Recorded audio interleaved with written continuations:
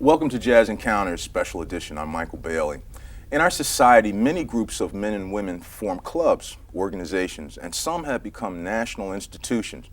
Today, we have members of the Listening Group. This organization is dedicated to the preservation of jazz music from the historical perspective. My guests are musician, educator, and president Fred Foss, vice president and veteran civil rights activist Tom Porter, and musician and secretary of the Listening Group, Charles Woods. Gentlemen, thank you so much for being here. Thank you for having us.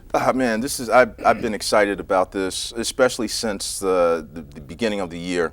I was fortunate enough to come to your event at the New Year's Day, and it was just wonderful. You know, this thing has been going on for how long? 26 years. Really? Okay, 26 years. And how did it start?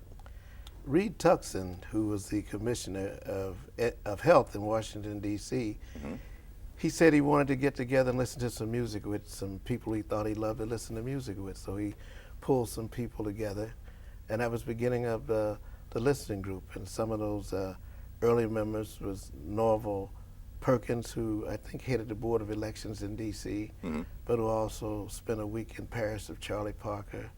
Chips Bayan, who wrote Mendacity, which Max Roach recorded.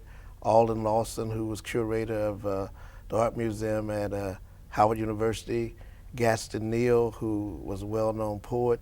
Cuthbert Simpkins, who wrote the first book on John Coltrane entitled John Coltrane. Ralph Matthews, who had been the editor of the Baltimore African American and had interviewed, among other people, Malcolm X and Fidel Castro. Wow.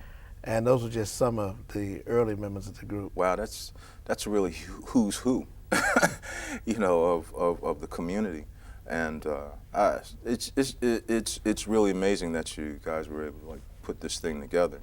And I know that